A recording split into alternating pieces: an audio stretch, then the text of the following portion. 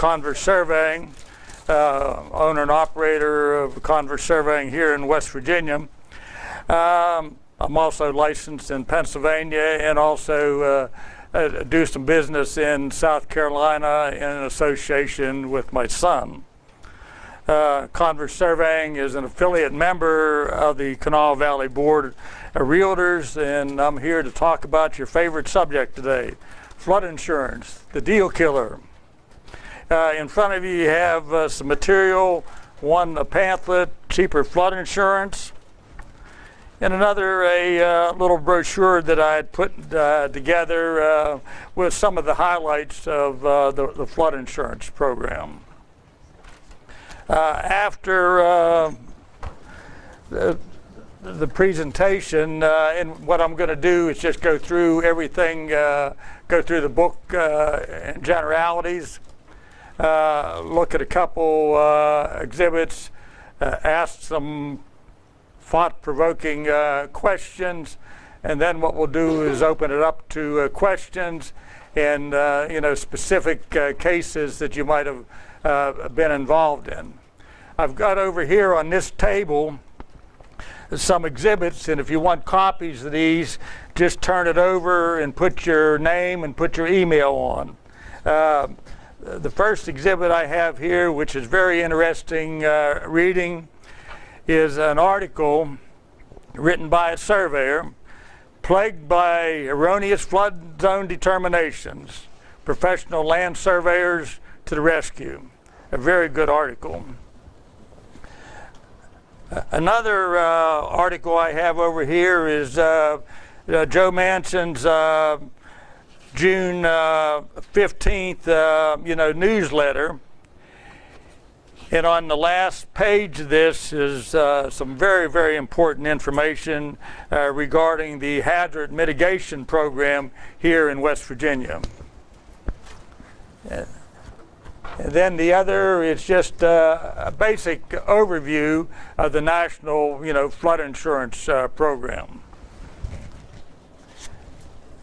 And then here is a copy of an old firm or flood map.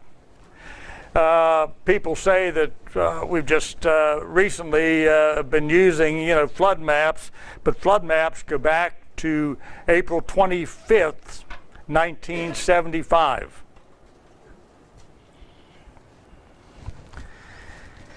Here I have what was purported to me to be a LOMA, a letter of map amendment. A letter of map amendment actually removes an individual from the flood zone, thereby not requiring to pay or have flood insurance. And this was handed to me by an individual. I won't mention any names today. It says, my client has a LOMA. I looked at this here, and this was prepared by a professional. Letter of map amendment, determination document. Then in big parentheses behind it, non-removal. A lot of times you'll find this particular document, if you're looking at the West Virginia Flood Tool, and if you turn on the certain exhibits on the West Virginia Flood Tool, it'll have LOMA, and you could click on that LOMA, and you're led to believe that there's a LOMA for that particular, property. But if you click on it and read on it, I find many of these where individuals have gone ahead and applied, said this is LOMA. This will take me out of a flood zone.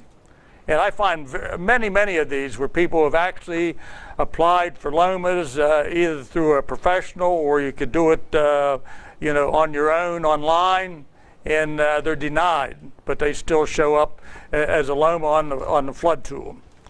The next one I have here is an actual approved LOMA and all the documents that are associated with it. This is what I call your get out of jail free card. And then this other exhibit shows the use of flood vents to help reduce the cost of flood insurance. And then The last one here is an elevation certificate that I had just done recently. This particular house, the lower level of the house was 5 feet below the 100th year. However, it was what I call a diagram 7, which is a walkout basement.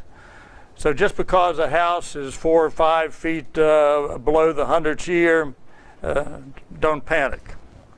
The only thing that you ever have to worry about primarily, if the first living floor of the house is above the 100th year and there is no basement, there's hope you can get very, very inexpensive flood insurance. Now let's look at the book, and I'll just go through some generalities in the book. Basically, anywhere it rains, snows, it can flood. And there's a definition following that. And that definition is very, very, very, very important when you're filing a flood, claim. Also, it's very, very important for people that have a preferred insurance policy. A preferred insurance policy is a policy that's issued to someone who is not in a 100-year floodplain area. Anybody in the United States and the possessions of the United States can purchase, flood insurance, even if you're on the, the highest mountain, and it's always a good idea. Because what they do is they apply this particular definition. A flood is a general and temporary condition where 2 or more acres of normally dry land or 2 or more properties are inundated by water or mud flow. And that's the important thing, too. If you're in a neighborhood, in a city, and the sewers or the storm sewers back up and flood your basement or do any damage to your house, you can collect under a preferred policy. And the question is, how much does, why waste money on a preferred policy? I think it's sometimes a good idea if you're in an area where you have some storm drain problems or sewers backing up, such as in the St. Albans area, in the River Lake area. This is a common occurrence. You can buy for a $225,000 building with $100,000 worth of contents. You could buy flood insurance if it's on a crawl space for $425 a year. And if it has a basement, $474 a year, which is probably a pretty good bargain, pretty good protection. The National Flood Insurance Program is managed by FEMA, and it provides 3 major components: to provide flood insurance, to improve floodplain management, and develop maps of flood hazard zones. In the handout, you'll see what I call a firmette. It's just a small version of a total map. And this is what an engineer or surveyor utilizes, and also too, you as realtors have access to this. This is what we use to actually determine what the base flood elevation is. And one thing you have to remember is the base flood elevation is always moving. You say I'm in a subdivision and my neighbor up the street doesn't have flood insurance, but I'm required to have flood insurance. But streams, have a gradient on it, and the base flood elevation changes along with the gradient, of the stream. In the next exhibit, there's a tool that I think most of you are familiar with, in somewhat sometimes what I call a dangerous tool. where realtors get online and use the West Virginia, flood tool. I would use the West Virginia flood tool very sparingly, and I would not make profess any knowledge of whether the property is in or out, based upon, your knowledge of the West Virginia flood tool. I would use that probably to determine whether you're going to take a listing or not take a listing. If you're dead right in the middle of the, the shaded zone, you might ask your buyer to get an elevation certificate before you even look at taking, a listing. I know of a particular company that's represented, here today. They had a listing east of Charleston. The first floor of the house was probably 4 feet below the 100-year flood. The realtor kept having it, open, spent a lot of money, advertising it. They had a professional come in and do an elevation certificate. Then they asked me to review the elevation certificate to see if the gentleman was right, and he was dead on the money. And even after we told them that, they just continued to press on instead of trying to terminate the relationship. Because if flood insurance is going to cost too much money, it's not really worth spending your advertising dollars and your time trying to beat a dead horse. But just because you're in a flood zone does not mean the end of the world.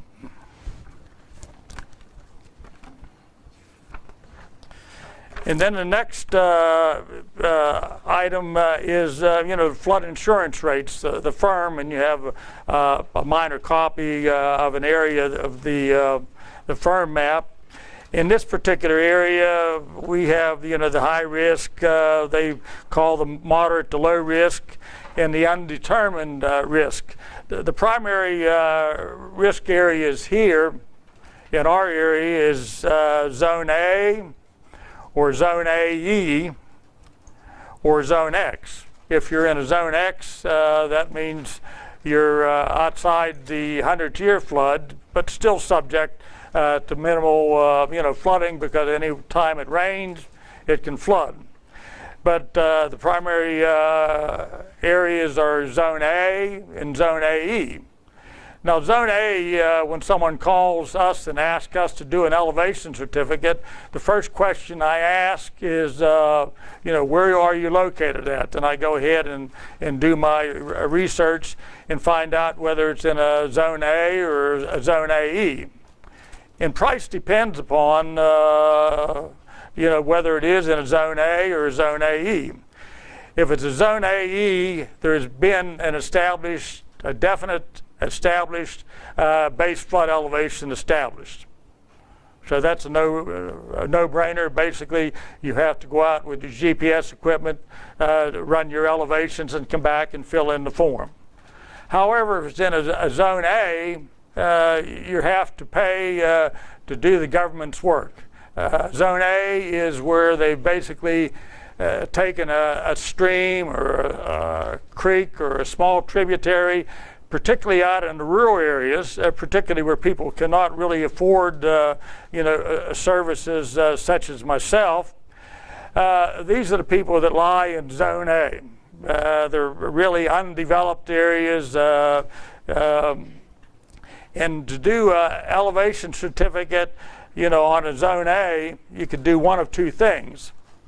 The elevation certificate provides for the owner or his representative to go ahead and fill out the elevation certificate, themselves. And they ask them basic questions. The lowest elevation around the house lies how many feet below or above the first floor of the main living space. Where is the air conditioner relative to the first floor? that people go ahead and fill out these themselves, but you're going to pay through the nose for flood insurance. People think they're saving, money by, filling out this form themselves. What has to be done is on a Zone A is number one, we have to go out and run cross sections above the house, below the house, and then we have to run a profile of the stream.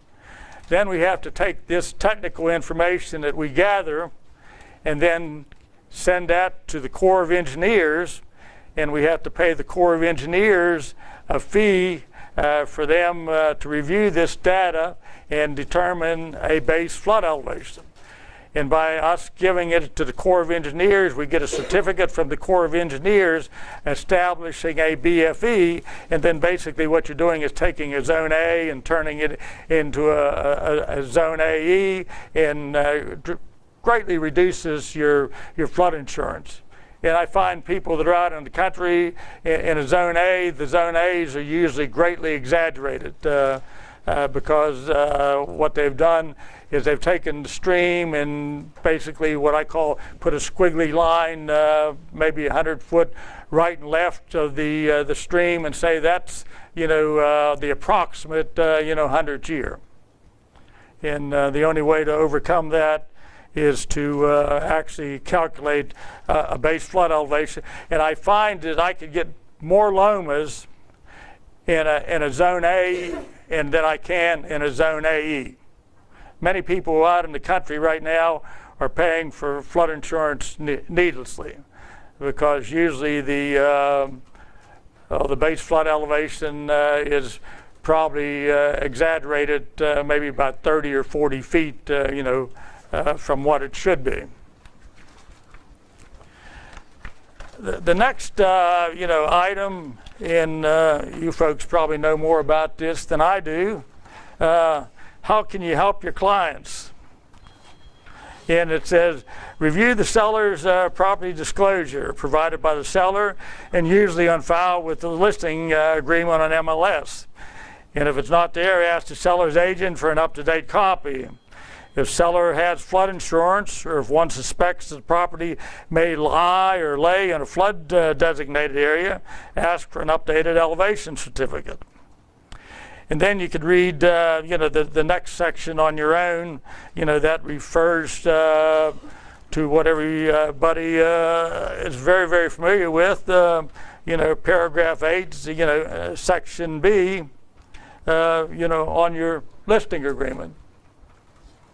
And I think a lot of people, forget about this particular, section. But it could harm your, buyer with that 10-day, clause that's in there.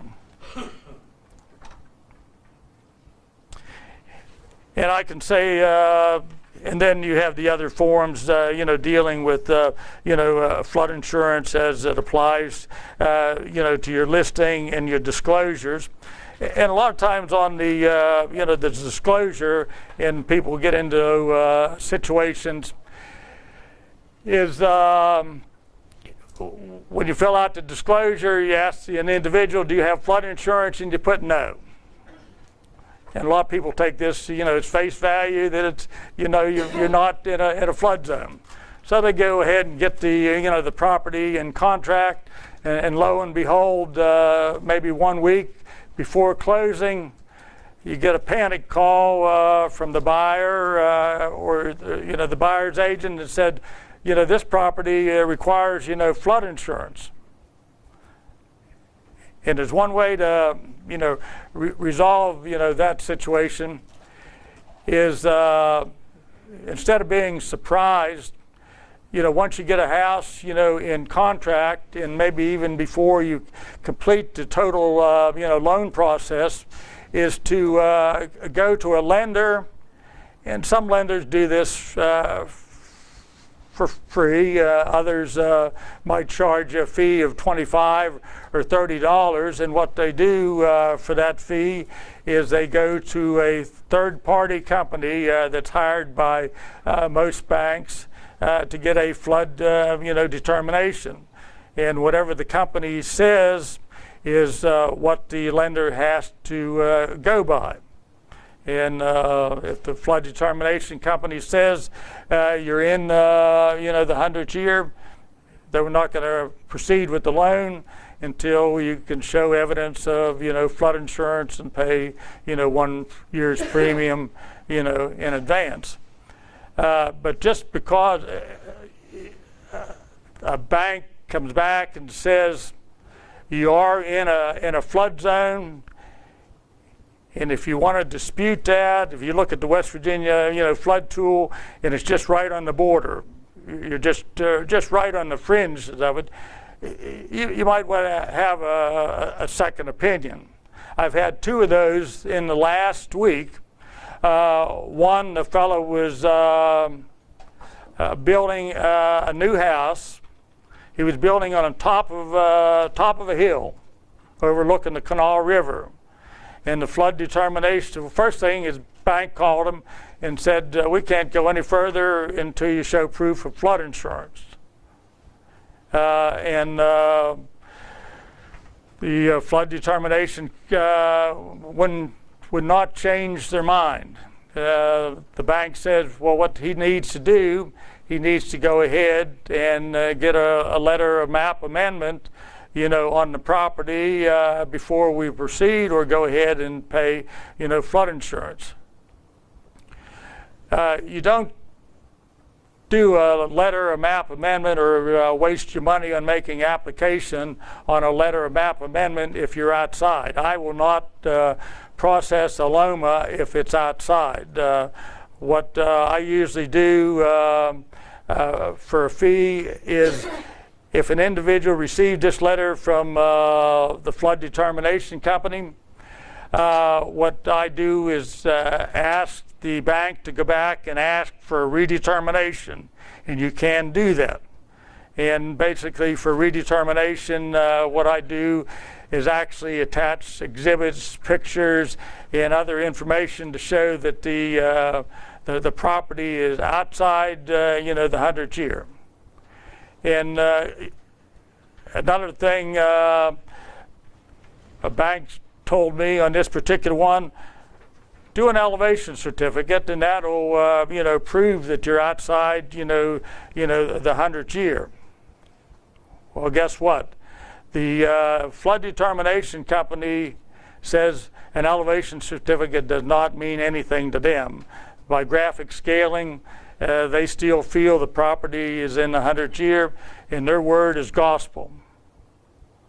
But in these particular 2 cases, we sent in exhibits, and then what I do is, and I'll mention this, later on, is let me get the appropriate, wording on that. I do what I call, jawboning. That's a West Virginia term, I guess. And jawboning is when I ask for a redetermination, what I do is write a letter, attach all my exhibits, then also put a CC to the West Virginia Department of Attorney General's Consumer Affairs Department, and then also to remind them, I think, that they're liable up to $225,000 for any injury that they may have caused, my client. And also, too, in some cases, I've even had the bank reimburse my client for the cost to have the redetermination overturned by the determination, company. The next thing I have here, and in this particular booklet, is a flood risk evaluation report. And this is a project I just worked on here in the last couple weeks. This property here is 5 feet, the bottom floor, or the basement area, is 5 feet, below the 100th year. The fellow went out and got an estimate. The buyer went out and got an estimate. His flood insurance was going to be $5,818 a year to start with, and probably under the new Biggert Waters Act, increasing about 18% a year up to parity. They figured that the rate, probably 4 or 5 years down the road, was going to top out at $8,494 a year.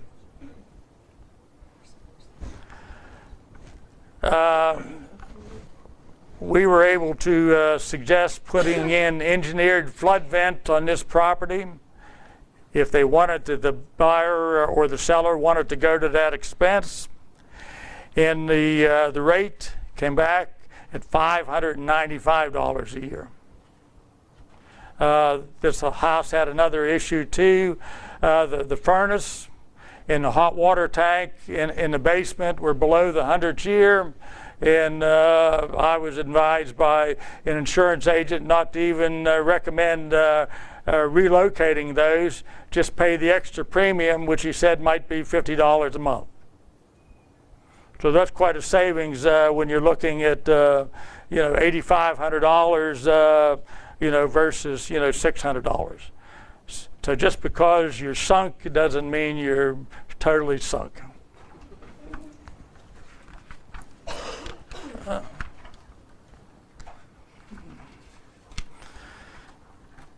And then I end here, could there be a Loma in your future? How can you protect yourself? One thing, a professional, needs to do is, you don't know anything about where the flood line is. The best thing for you to do is get an elevation certificate. I've had just recently 2 individuals, one told me, this property does not, flood. The closest it's been is down to that apple tree just about 20 feet, behind the house. This is a realtor that, that told me, and I have another situation where they have an elevated, living space where they have a garage under, and then they have a elevated, living space. And the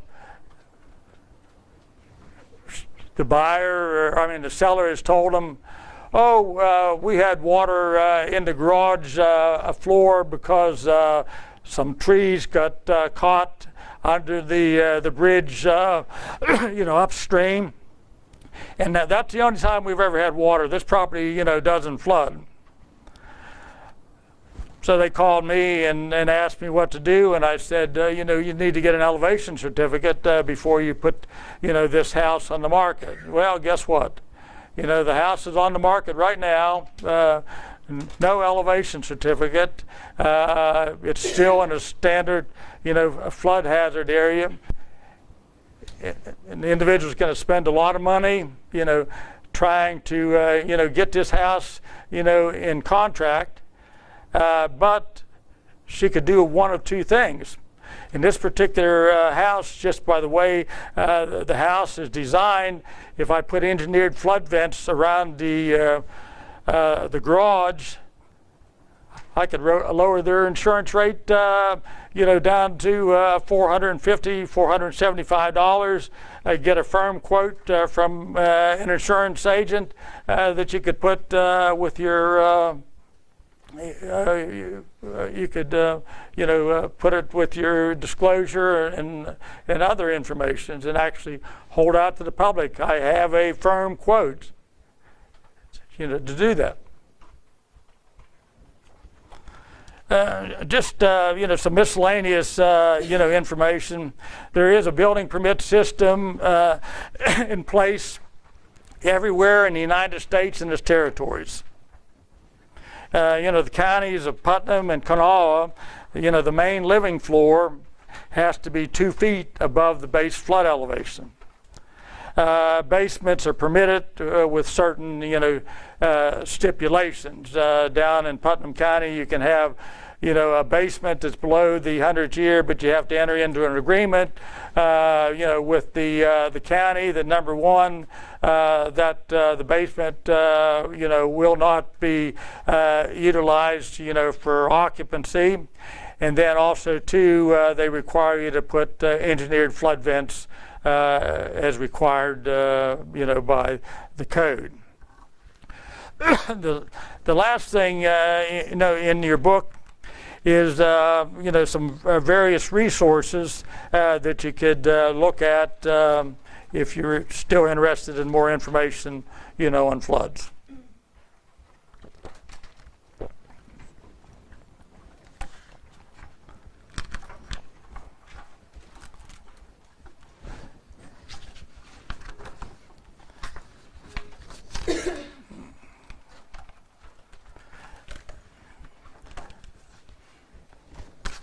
And then we'll get into some questions. Then after we get into some, thought-provoking questions, then we'll get into some specific, cases.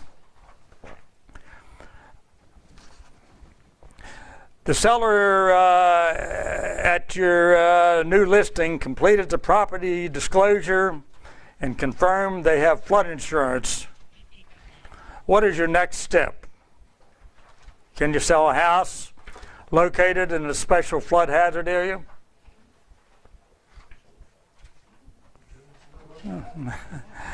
Okay. Did your buyer's lender call to say that flood insurance is required for the loan 1 week before scheduled closing? And this goes back to, order your determination certificate. As soon as you go in for loan application, order your, that certificate. And most lenders that you deal with probably will do that for free. Does your buyer want to cancel the purchase agreement due to the cost of flood insurance? Let me give you a good example of that one there. In representative of the companies, or several representatives of that company are sitting here. In this particular case, the realtor listed the property. Property went into contract. There was no elevation certificate, available. The flood determination company come back to the bank and said this property is in the 100-year flood zone. So the seller then runs to insurance agent. The insurance agent does not have an elevation certificate. But the insurance agent, just looking at the documents that he has, available, the West Virginia flood tool, in the various risk, in generalities, they could give you, a rate. And what they're going to do is give you the highest possible rate, to protect themselves. On this particular house, the individual went out to an insurance agent. Insurance agent said, the cost is going to be $3,500 a year for flood insurance. Got a call from the listing agent. We want to go do an elevation certificate. By this time, what do you realtors call it? A mutual cancellation clause? By this time, the buyer, wanted out of the contract, and they let him out of the contract. But we did an elevation certificate, and after doing the elevation certificate, the real cost of flood insurance was $585 a year, and this is without even putting any engineered flood vents in. If we would have put some engineered flood vents in the garage and in the crawl spaces, we could have, even reduced it lower than that. So make sure you're when someone goes out to get flood insurance, make sure they have an elevation certificate. If they don't have an elevation certificate, you're going to end up suffering the consequences. And then another thing is I've had, and I mentioned this earlier, a realtor was involved in this particular, transaction. Is my buyer or my seller has a Loma. Well, just because you have a document from the federal government, and if you look at it, and I asked this gentleman here, and he looked at it. I have it highlighted now, but he looked at it and didn't really see any issue with it. It says non-removal. I will not make application for a Loma unless I'm 100% guaranteed that Loma is going to be approved. A lot of people feel that they can get a Loma if the first floor of their house is above the 100th year. They figure that is a determining factor.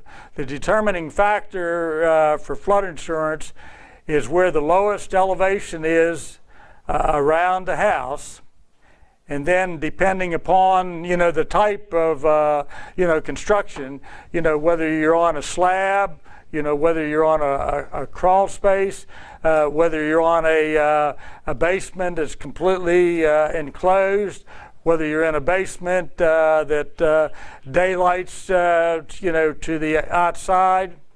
And then one of the other problems or one of the other items that cause flood insurance to increase is when you have a subgrade crawl space. A subgrade crawl space is no longer allowed in new construction. And I guess most of you know what I'm talking about when you're talking about a subgrade crawl space, is where the actual crawl space is maybe 1 or 2 feet below the outside grade of the building, and that's a real killer as far as expense of flood insurance.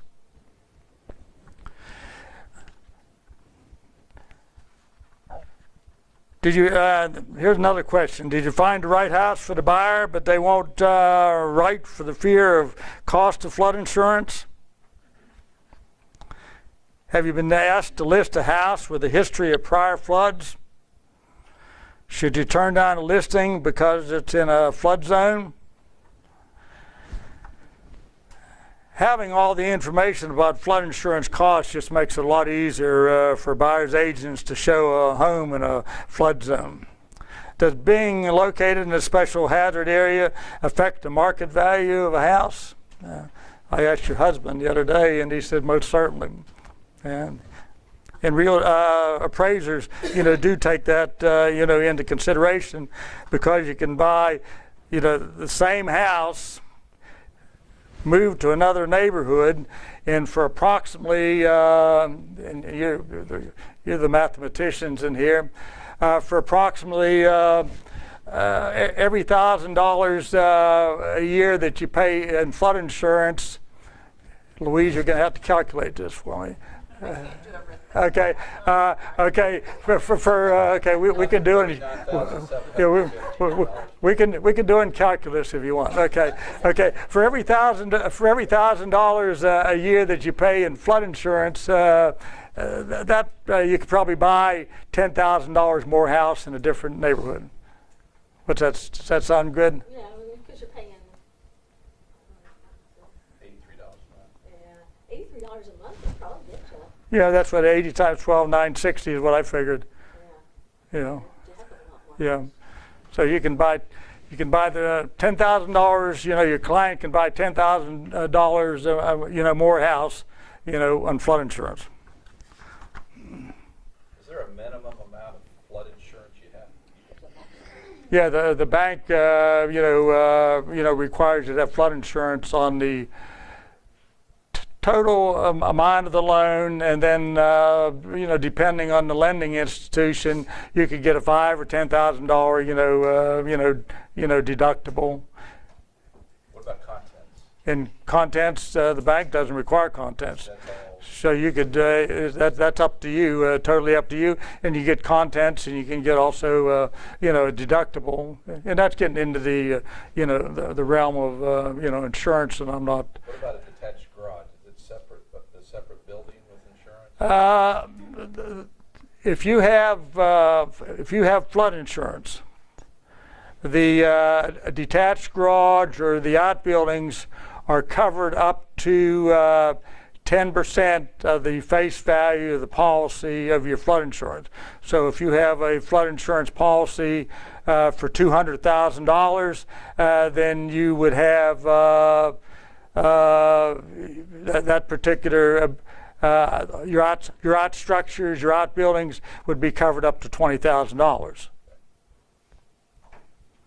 There's another question back there. Well, what if you have a piece of property and there's a barn on it, and the very back corner of the barn actually had water in it once? Okay, well, what was that question again? Well, you have a piece of property and there's a barn on it. Right. The very back corner of the barn, when they had an issue with one of the coal mines and something broke loose and all that, it created a flood insurance issue. And so they now carry flood insurance on that, and yet it was never anywhere near the house.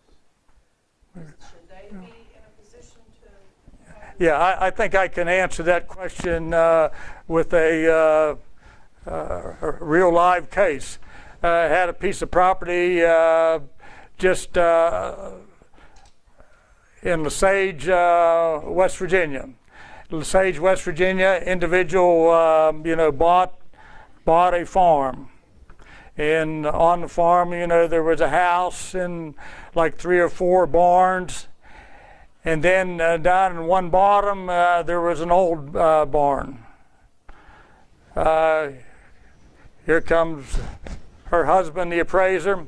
And, he puts a value, in all the structures, on the property. So we have this little red barn down on the bottom. It's in the flood zone. The bank comes back and says you need, flood insurance on the property. They're going to make you, get a flood policy.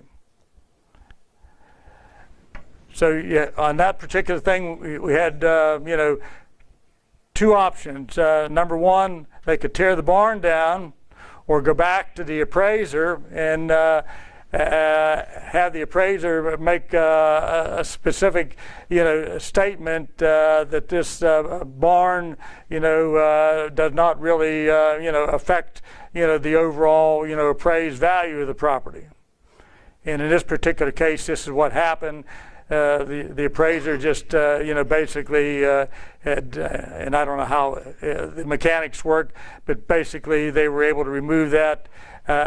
No value, so therefore, the bank did not require these individuals to have flood insurance. And this was one that the house was, way up on top of a high hill. And just because one of the outbuildings was in and they thought it had some value, they were going to require flood insurance on the property.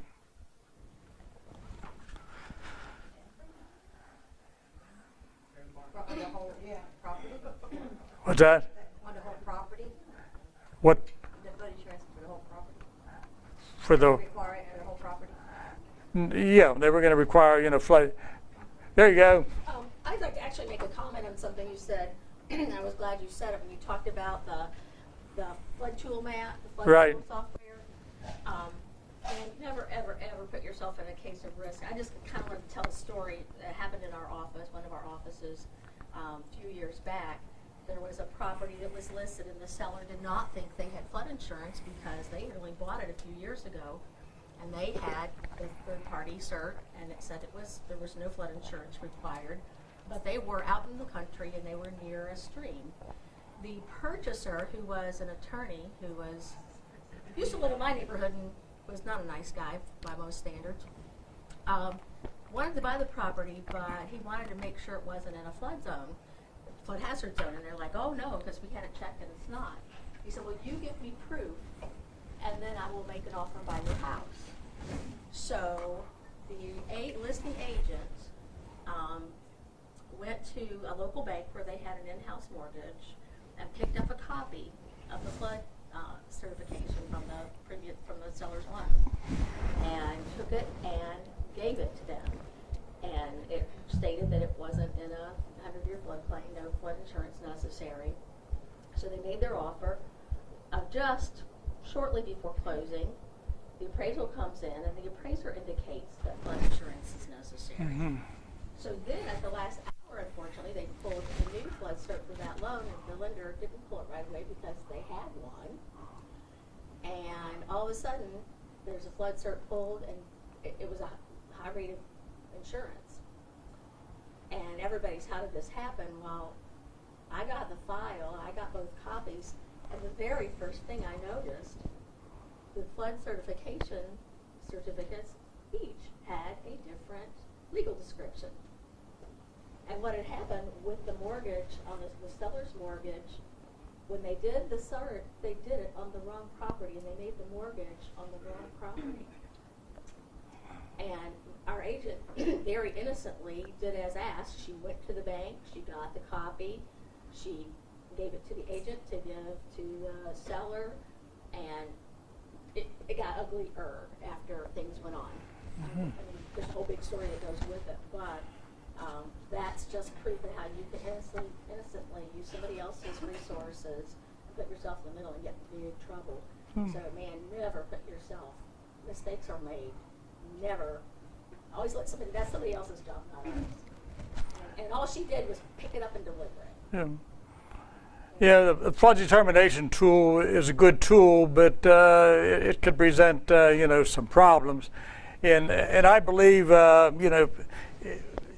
if someone actually looks at this right here, this, flood determination, and one thing is, never let a bank, require you to go to the expense of, this is your property is actually out of the 100 year.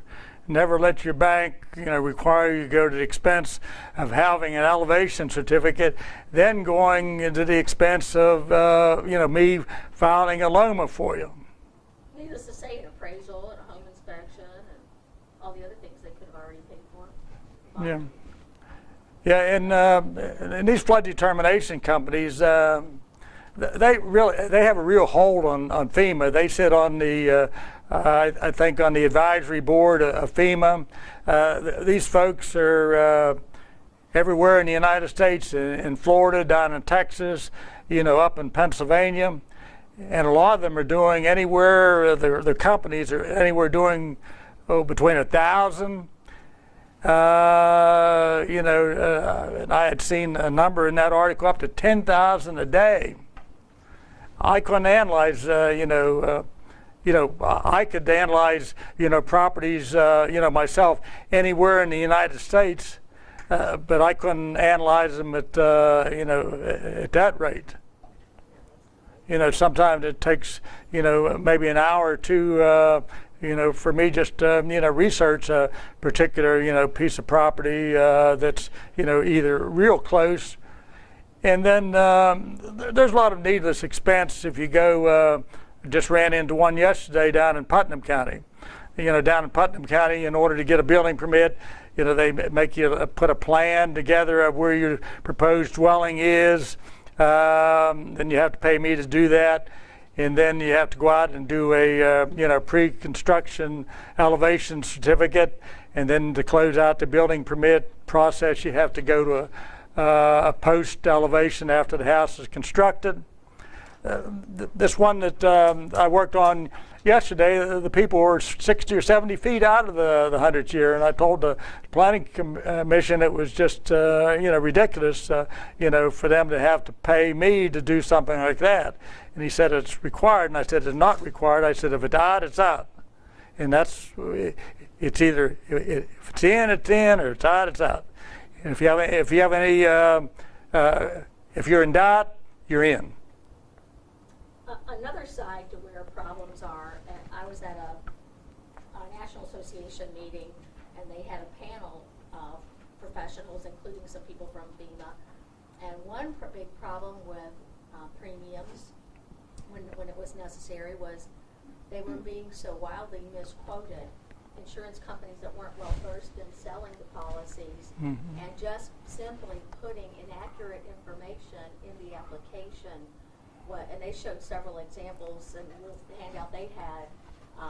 The premiums, depending on what the insurance agent put in the application for the coverage, I mean, it was going from $800 a year annual premium to $3,200 just on the same house, same situation, depending on what kind of information that agent stuck in there. So I've always told people, be sure the insurance agent, if you have to have it, that agent is well versed in selling it. And always ask Ed who's best. Yeah, that brought up, that was a thought that slipped my mind, but that is a real good situation. The other night, getting ready, for this here, I was looking at the underwriter's manual, for flood insurance, and I believe it would take a real genius to actually underwrite, flood insurance, and most insurance agents. And I would say, I'll use the word most, do not know how to underwrite, flood insurance. Had a good case. This was in Dunbar, and I think your company's involved in it.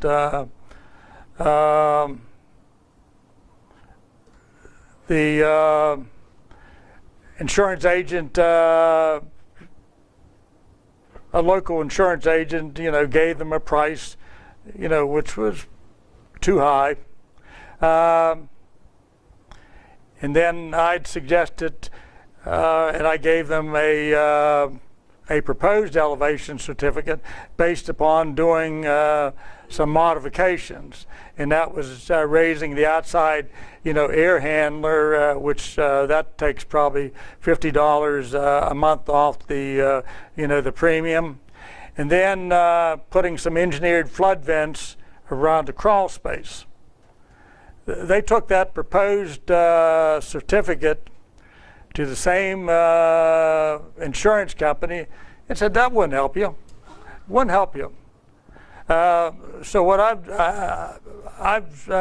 not associated myself with, but now I work with a national company. I'm not an employee of theirs. I rely on them for very, very detailed. I could take any elevation certificate along with my sketches and exhibits and other information that they require, and they will give me an exact, insurance rate. And they said you could take that. I'm not bound to, buy the insurance from them, but they will. You could take that and go to any insurance agent. If they can't, beat it or match it, they'll write the policy themselves. And that's where I was able to get this guy from, $8,000 a year down to, 550 or whatever it was. Yes, sir. So, I sold a house, I think it was in January, and it kind of had a history of, it's not in a flood zone, but just where it sets, it floods when it rains, and it was blamed on the interstate. So when the bank bought it back, they put in like a $40,000 drainage system in this area and diverted it to a neighboring drainage pit in that neighborhood. But my seller or my purchaser was kind of skeptical anyways, because he's a physical engineer and he questioned literally everything about it. But he went ahead and bought flood insurance because he's that paranoid. Because when it rained, we went over there one day and it would still flood in his yard, like the very front of the yard. Would that flood insurance actually help him? Oh yeah, we talked about that right there. Even though it's like a man-made flood? Yeah, we talked about that in the beginning. This is remember the definition I said to remember? A flood is a general and temporary condition where 2 or more acres of normally dry land or 2 or more properties are inundated by water or mud flow. If you meet those conditions, you collect. If you don't meet those conditions, you don't collect. So even because it's man-made and it floods, Doesn't make a difference. in the neighborhood? No, it's not in a 100th year, and that's the reason you can buy preferred flood insurance. Years ago, Carol and I used to live in a neighborhood, and I won't say what the neighborhood is. The particular house in this neighborhood, even to this day, is not in the 100th year. But one day we had a gully washer out there. Water was coming down, it was in the garage all the way around this house. And this house to this day is not, in the 100th year. And flood maps have been very, very poorly prepared in many counties. I think Kanawha County probably has a good set of maps. Putnam County has the worst set of maps. Absolutely the worst set of maps, because I have found just down off of Hurricane Creek that the left bank of the creek and the right bank of the creek are 10-foot difference. So water, rolls sideways, which is an impossible task. And also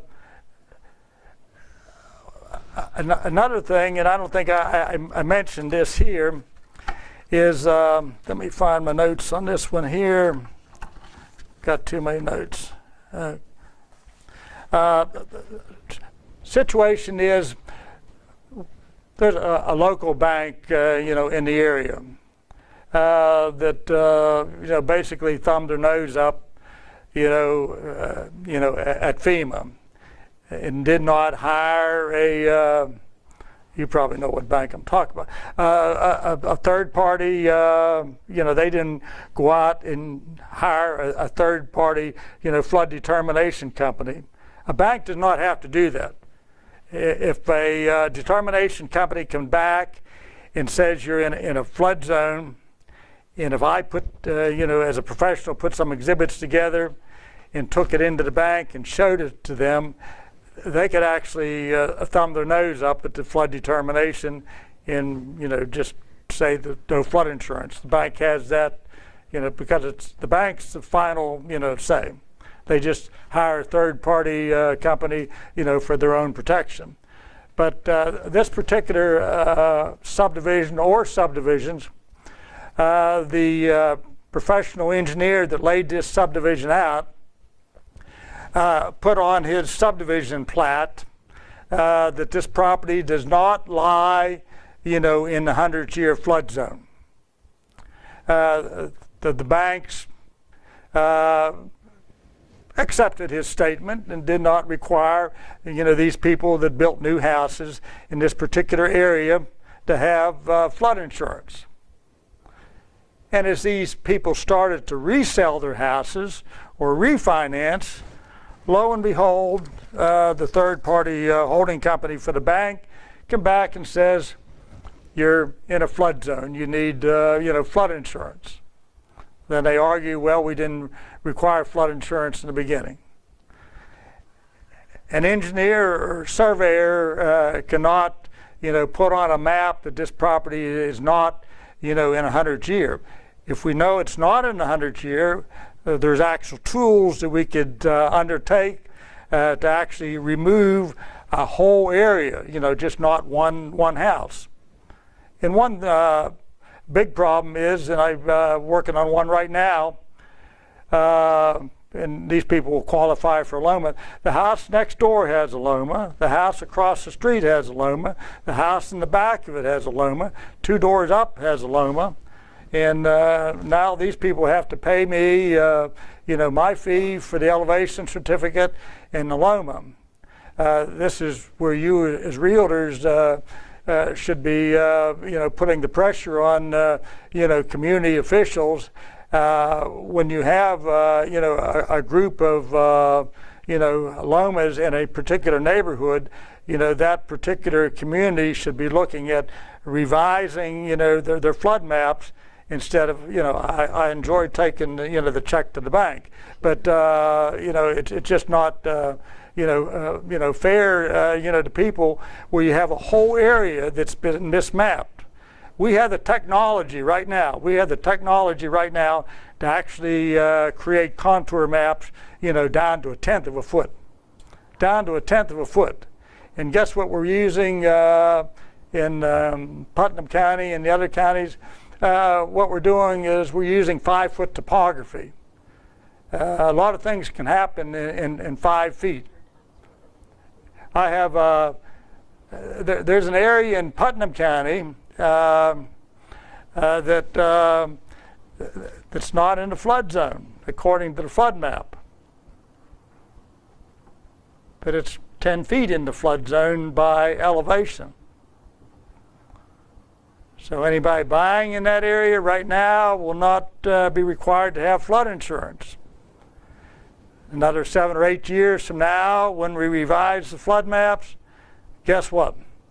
We got some real issues. And there's certain properties. There's certain properties you can't do anything with. I mean, if your property's in a 100-year and you have a basement and the lowest adjacent grade around the house is below the 100-year, you can do one of two things: either fill it with sand or forget about it. Raise it up or raise it up. There's another program going on which doesn't make realtors any money, but it helps their clients. I just got this information. Let me look at my notes here. Right now in West Virginia, we have an excellent program. We're probably one of the few states that have this program available to us right now. It's a flood mitigation program. Currently available in West Virginia, there's at least $60 million. Dwellings and allied expenses of a house that would be eligible for this cannot exceed $266,000. And I've in the last month I had to basically send 3 clients to hospice. Basically, was that I'd recommended them to take care of this this particular program because their flood insurance was just going to be too excessive. And yes, ma'am. I work with Mammoth Restoration, and so we did a lot of the work in the Clinton and Elkview area where people had, flood insurance. Right. But then after doing the mitigation process and they got ready to go into the repair process, then they were informed that they were going to have to raise Right. level. I mean, is that the insurance companies that are No. Remember, I mentioned before, everywhere in the United States, in the territories, we have a building permit system. So we're starting, and that one requires, when they rebuilt there, they required a building permit. In Kanawha County, number one, you cannot go ahead and construct a dwelling with a sub-crawl space. Your crawl space has to be, above the 100-year. Your first floor elevation has to be at least 2 feet above the 100-year. And then also, I think now they require, proper engineered flood vents, 1 square inch for every, 100 feet of living space. So on that particular one, they have to raise it. The first floor has to be 2 feet above the 100-year. Now, you're familiar with the Clendenin area. Where the the church is on the back street. You're way in the back of town. The school is on one side of the drain, and the church there. The 100th year for Clendenin was, I ran the elevation on that church here over 2 years ago. The elevation of the first floor of that church, I think, was 1 foot below the 100th year. In the actual elevation, you hear all kind of numbers for the flood up in that particular area, the 1,000-year flood and 10,000-year flood. The water up there did exceed the 100th year by 1 foot 5 inches because we just went up there and shot it just for personal information. So the water actually was 1 foot 5 inches above what the 100th year is. Then you have a situation. You have a question? Okay. We have a situation right here in Charleston. I don't know whether any of you are familiar with Clendenin Square. Anybody know where Clendenin Square is? Those folks over in Clendenin Square, they're paying anywhere from $1,300 to $1,850 a year for flood insurance for the homes along Downing Street that are, in the flood zone. But guess what? In my opinion, the whole downtown area of Charleston is not in a flood zone because the actual water that goes all the way through town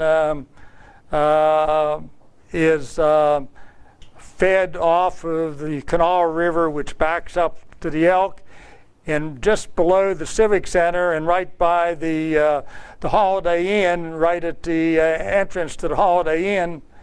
The entrance to the Holiday Inn is, I think, about an inch above, the 100th year. It's impossible for water to get all the way over to Clendenin Square. So I've got a little community project working with those folks to try and get the city to, actually restudy that because it floods downtown Charleston. We have a lot of backup from storm drains and everything, but if you can take, your flood insurance from $1,800 a year, down to maybe $350 a year under a preferred policy, that makes a big difference. And the whole downtown area of Charleston is paying for flood insurance, which they don't necessarily need flood insurance. And that becomes a political issue. Okay, we got questions now. Go ahead. I have 2 questions. How long is the elevation certificate good for? Oh, I would say the current certificate and probably the date on the certificate that expired, I think, in 2015 would probably still be good. And the current, but a lot of people have real old flooded elevation certificates because they've changed the elevation certificate drastically over the years. And someone asked me a question before. Was it about a house that was outside the the 100th year? However, the deck in the back was in the 100th year. In that particular case, if you could get away without buying flood insurance in that particular house, but that house would not qualify for a LOMA until you took the deck off or maybe put some dirt around the deck to raise raise it above the 100th year. Because when you apply for a LOMA, they consider the lowest adjacent grade, not the lowest adjacent grade around the house, but the lowest adjacent grade around any structures that are attached to the house, such as a deck. Anybody have a question about a specific case?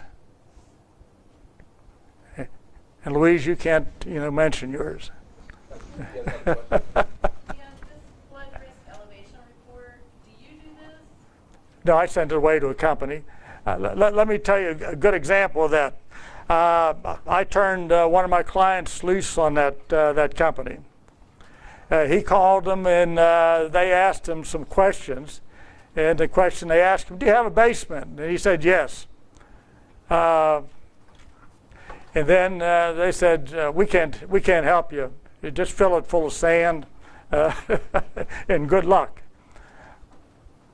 I called the same individual that told him that.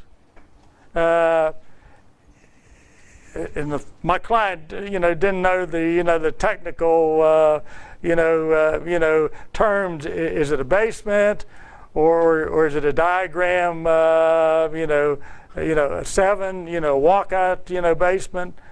But as soon as I sent him all the information and told him it was a diagram 7, a walkout, basement. We got some good numbers. Yes, ma'am. This same document, the flood risk evaluator, the one that you have here for your example, I'm assuming that was not, there was no property transfer involved in that. Oh yeah, there's a property transfer involved in this right now. Okay. Yeah. Here's my question, and this information didn't come from you, even though most everything I know about flood insurance came from you. Yeah. It was several years ago when it was on the national news all the time, how everything was changing. And I remember at that time that they explained that the rates would escalate at about 25%. You just now said 18. 18 to 25%, and you see that up at the top. This is what the current, that's what the current rate is.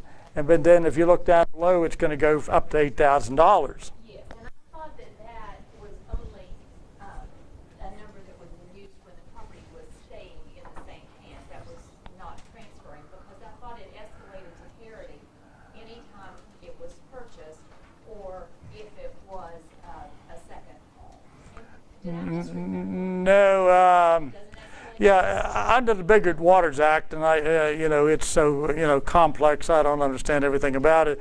But basically, they used to have what they called subsidized, flood insurance.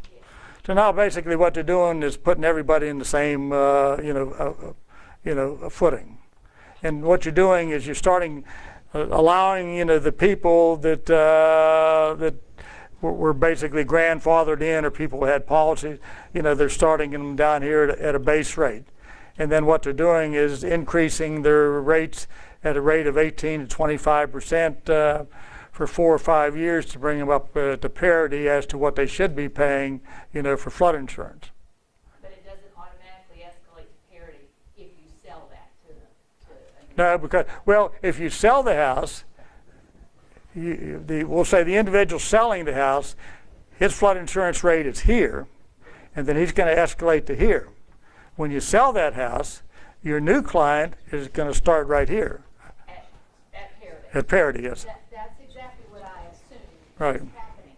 But I worry sometimes because I see so many people making representations that the flood insurance is X number of dollars. Oh, you should never put that on a. You should never. It's widely done. No, you should. And I think that it might, set people up for a huge Oh, that's you never. Yeah, Okay, that's yeah. all I wanted to say. yeah. And I had that happen all. Not any good at the next. Yeah, I had that happen all the time, and have realtors are the ones that tell me, say, "Oh, these people are only paying $350 a year. How come the rates are $800?" A lot of the insurance that was written prior to all the Bigger Water, fiasco that we had a couple of years ago, insurance agents didn't use elevation certificates. They just picked a number. They just put one on the wrong property. And then certain things happened, and we're paying for it right now. What happened back in 2005? Anybody remember? We had Katrina. What happened in 2008? We had the floods in the Midwest. Guess who's paying for that? We're paying for our past mistakes because the insurance rates were not high enough, nor did we enforce the building permit systems that had been in place, since back in the 80s. Anybody else have any questions? It's 1 o'clock. Everybody's passed, I guess. Yeah, thank you for your patience. But if you, there's exhibits up here. If you want to get a copy of any one of those, just put your email address, on the back of it. Make sure you sign in out there Yeah. at the Ooh. table.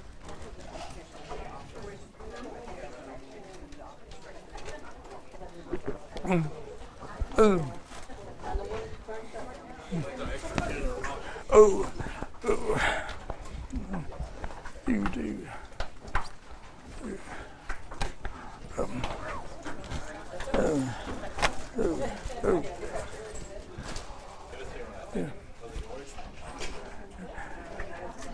Yeah. Hey, Louise, if that deal falls through, you need to direct your client to that mitigation program. Okay. I mean, you guys are not going to make any money, but you're not going to, sell it if the, the rates are way up here. In Putnam County, we've got. It has an elevation certificate attached to the listing. What's that?